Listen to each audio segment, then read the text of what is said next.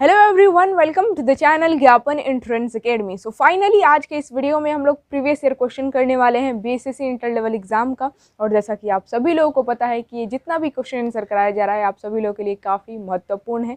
Science का कराया जा रहा है सारा प्रीवियस ईयर क्वेश्चन और टोटल का टोटल आप लोगों को कंप्लीट कराया जाएगा। लेकिन अगर आप लोगों ने इसका पिछला वाला वीडियो नहीं देखा है जिसमें मैं आप लोगों को ढेर सारे प्रीवियस ईयर क्वेश्चन कराई हूँ, इसके पिछले जितने भी वीडियो अपलोड हुए हैं अगर आप लोगों ने नहीं देखा है तो लिंक डिस्क्रिप्शन में डाल दिया गया है प्लेलिस्ट का, आप लोग ज़रूर देखें। पूरा का पूरा प्रीवियस ईयर क्वेश्चन लगाना है, क्योंकि प्रीवियस ईयर क्वेश्चन अगर आप लोग नहीं लगाते हैं तो समझिए कि ये आप लोगों की बेवकूफ़ी कहलाएगी।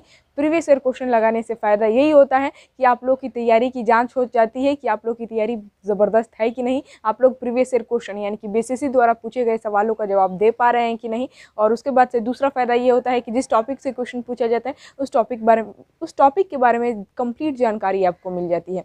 तो आज के इस वीडियो में भी प्रीवियस ईयर क्वेश्चन का एनालिसिस होने वाला है। इट मीन्स चीड़-फाड़ होने वाला है, इर्द गिर्द की बातों को जानेंगे, ढेर सारे टॉपिक कवर होंगे आज के इस वीडियो में। तो वीडियो आज का काफ़ी इंपॉर्टेंट है, स्टार्टिंग से लेकर अंत तक बिना स्किप किए कंप्लीट देखिएगा और हर एक क्वेश्चन का आंसर सोच समझकर खुद से देने की कोशिश कीजिएगा। और वैसे तो मैं आप लोग को सही आंसर बताऊंगी ही, ठीक है। As you can see on the board, आप लोग देख सकते हैं बोर्ड पर मैं प्रीवियस ईयर क्वेश्चन लिख दी हूँ। चलिए आज के इस वीडियो को स्टार्ट करते हैं। देखिए सबसे पहला सवाल है कि कौन सा एंजाइम भोजन में उपस्थित जीवाणु को नष्ट करता है। जो हम लोग भोजन करते हैं, जो खाना खाते हैं, तो उसमें जितने भी बैक्टीरिया होते हैं, जीवाणु, उसको नष्ट करने का काम कौन करता है, उसको जीवाणु को, बैक्टीरिया को मारने का काम कौन सा एंजाइम करता है। ऑप्शन ए में है टाइलिन, बी में है लाइपेज, सी में है इरेप्सिन और डी में है लाइसोजाइम।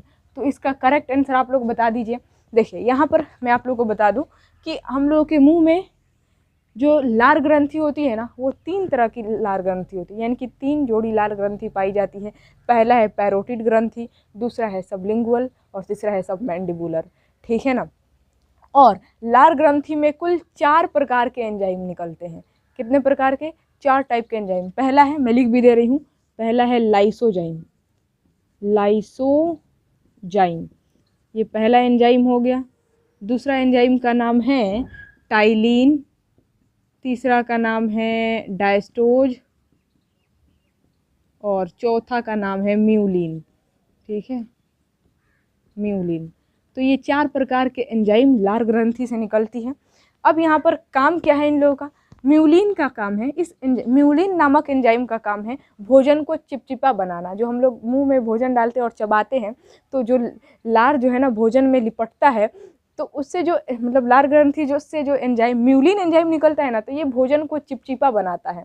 और जब भोजन चिपचिपा होकर हमारे आमाशय में जाता है तो हम लोग उसको क्या कहते हैं? बोलस कहते हैं, ठीक है। तो भोजन को चिपचिपा बनाने का काम क्या किसका है? तो म्यूलिन एंजाइम का काम है। उसके बाद से टाइलिन और डायस्टोज, इन दोनों एंजाइम का काम है स्टार्च यानी कि मंड का पाचन करना।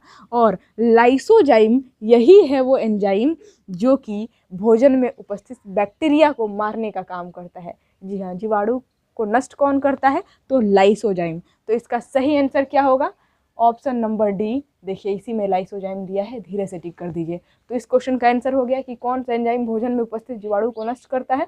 तो लाइसोजाइम जो है ना वो भोजन में उपस्थित बैक्टीरिया को मार देता है, यानी कि जीवाणु को नष्ट कर देता है। आगे बढ़ते हैं। दूसरा सवाल है कि गर्म सूप, ओहो सूप से, वाह, सूप याद आ गया। सूप पीने में मज़ा आता है ना बहुत ज़्यादा, और ख़ास तौर से जब वो गर्म हो। गर्म सूप स्वादिष्ट होता है क्योंकि ऑप्शन ए में यह मसालों का मिश्रण होता है, बी में है इसका पृष्ठ तनाव कम हो जाता है, सी में है इसका पृष्ठ तनाव बढ़ जाता है और डी में है यह गर्म होता है। बताइए इसका सही आंसर क्या होगा?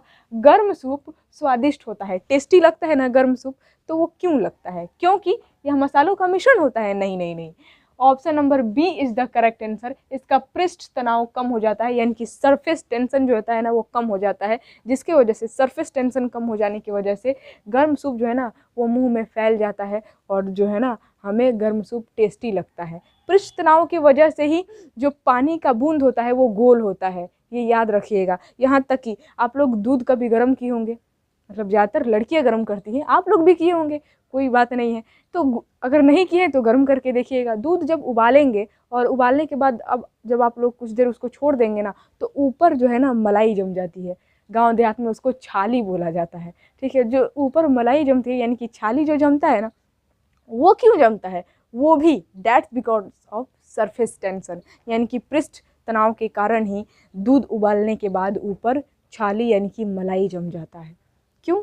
क्योंकि ऊपर दूध गर्म होता है और जब दूध को जब हम लोग उबालते हैं तो वो गर्म हो जाता है, और जब उबालने के बाद रख देते हैं तो वो धीरे धीरे ठंडा हो जाता है, जिसकी वजह से ऊपर वाले हिस्से का जो है ना सरफेस टेंशन बढ़ने लगता है। ठीक है, क्योंकि वो धीरे धीरे ठंडा होता है तो सरफेस टेंशन बढ़ने लगता है, और इसी वजह से ऊपर जो है ना मलाई जम जाती है यानी कि छाली जम जाता है। आप लोग कभी खाए हैं? कमेंट बॉक्स में लिख कर बताइएगा, अच्छा लगता है खाने में। आगे बढ़ते हैं। इसका सही आंसर हो गया गर्म सूप स्वादिष्ट होता है पृष्ठ तनाव के कारण। जो पानी की बूंद होती है वो गोल होती है पृष्ठ तनाव के कारण ही। ठीक है, आगे बढ़ते हैं। तीसरा सवाल है कि विद्युत मोटर एक परिवर्तित करने वाला युक्ति है। ऑप्शन में है यांत्रिक ऊर्जा को ध्वनि ऊर्जा में, बी में है विद्युत ऊर्जा को प्रकाश ऊर्जा में, सी में है विद्युत ऊर्जा को यांत्रिक ऊर्जा में, और डी में है यांत्रिक ऊर्जा को ध्वनि ऊर्जा में। What is the right answer of this question? बताइए इसका सही आंसर क्या होगा। विद्युत मोटर एक परिवर्तित करने वाला युक्ति है। किसको किस चीज़ में परिवर्तित करता है? यांत्रिक ऊर्जा को ध्वनि ऊर्जा में? नहीं, ये तो गलत हो जाएगा। विद्युत ऊर्जा को प्रकाश ऊर्जा में? नहीं, ये भी नहीं होगा। विद्युत ऊर्जा को यांत्रिक ऊर्जा में? तो जी हाँ, यही होगा सही आंसर। इसमें विद्युत मोटर जो है ना वो विद्युत ऊर्जा को यांत्रिक ऊर्जा में कन्वर्ट करता है। मोटर जो होता है उसको इलेक्ट्रिक हम लोग देते हैं, करंट देते हैं तो वो चलता है, और वो जो है ना यांत्रिक ऊर्जा में, मतलब विद्युत ऊर्जा को यांत्रिक ऊर्जा में बदल देता है। तो इसका सही आंसर होगा ऑप्शन नंबर सी। आगे बढ़ते हैं। चौथा सवाल है कि कौन सी रासायनिक घटना है। ये देखिए, ये सुनने में देखने में इस क्वेश्चन को मतलब आप लोग को लग रहा होगा कि हाँ ये आसान है, मैं तो बता सकता हूँ, लेकिन इस क्वेश्चन में थोड़ा सा झोल है। कैसे झोल है देखिए यहाँ पर। कौन सी रासायनिक घटना है? ऑप्शन ए में है जल का जमकर बर्फ बनना, बी में है जलवाष्प का बनना, सी में है दूध से दही बनना, और डी में है पानी में चीनी का विलयन। रासायनिक घटना या फिर रासायनिक अभिक्रिया किसे कहते हैं?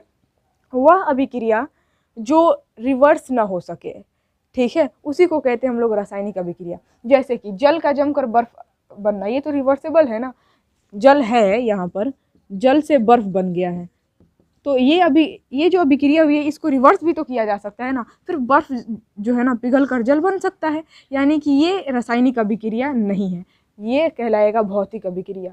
ठीक है, उसके बाद से है यहाँ पर जलवाष्प का बनना। जल का जो वाष्प बनता है, जल को उबाला जाता है और जल का जो वाष्प बनता है, तो फिर वाष्प से जल भी तो बन सकता है ना, यानी कि ये भी जो अभिक्रिया है, ये भी जो घटना है, ये रिवर्स हो सकती है।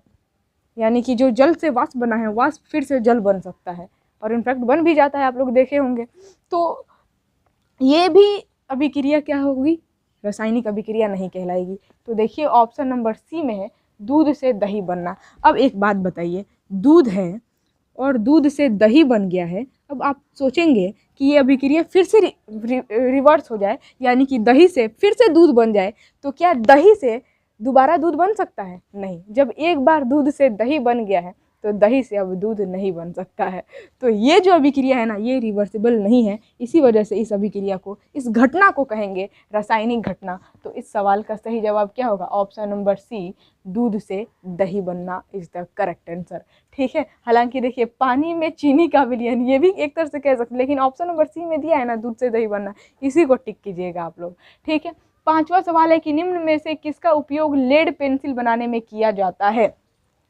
तो किसका उपयोग लेड पेंसिल बनाने में किसका उपयोग किया जाता है? तो ग्रेफाइट का यूज़ किया जाता है। ऑप्शन नंबर बी हो जाएगा करेक्ट आंसर। चारकोल तो आप लोग जानते हैं, चारकोल का अलग अलग जगह यूज़ होता है, बारूद बनाने में चारकोल का यूज़ किया जाता है। अभी तो charcoal face wash, charcoal scrubber, charcoal क्या क्या क्लींजर वगैरह आ गया है, चारकोल सोप यानी कि साबुन भी आ गया है। तो चारकोल का भी अलग अलग यूज़ होता है, लेकिन इस क्वेश्चन का सही आंसर क्या होगा? Graphite. Option number B is the correct answer. आगे बढ़ते हैं। अगला सवाल है कि दूध की शुद्धता मापने के लिए किस यंत्र का उपयोग किया जाता है? जस्ट इसके पहले वाले वीडियो में मैं आप लोगों को ट्रिक बताई थी। क्या ट्रिक है कि दूध में कौन सा अम्ल पाया जाता है? लैक्टिक अम्ल। लैक्टिक से याद रखना है लैक्टोमीटर, यानी कि दूध की शुद्धता मापने वाला यंत्र का नाम क्या है? लैक्टोमीटर। तो ऑप्शन नंबर डी में दिया गया है lactometer is the correct answer.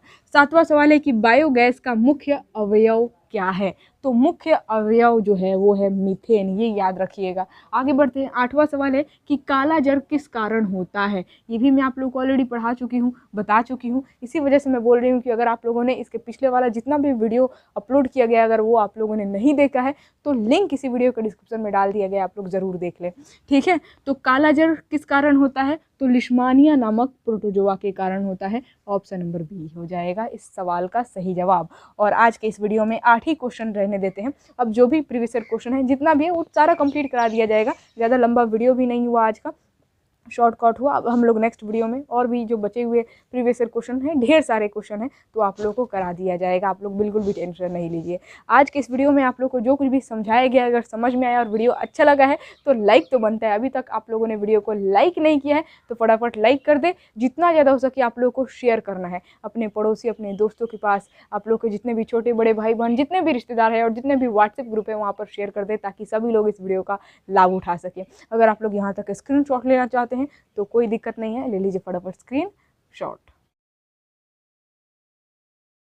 तो चलिए आज के इस वीडियो को हम लोग यहीं पर एंड करते हैं। इसी के साथ मैं आप सभी लोगों से विदा लेती हूँ। आई होप आप लोग वीडियो को लाइक शेयर कर दिए होंगे। अगर आप लोग चैनल पर नए नए आए हुए हैं, हमारे वीडियोस को पहली बार देख रहे हैं, तो चैनल को सब्सक्राइब जरूर कर लीजिएगा, ताकि जब भी वीडियो अपलोड हो तो नोटिफिकेशन आप तक सबसे पहले पहुँचे। ठीक है, फिर मिलेंगे हम लोग नेक्स्ट वीडियो में नेक्स्ट टॉपिक के साथ। तब तक के लिए जय हिंद।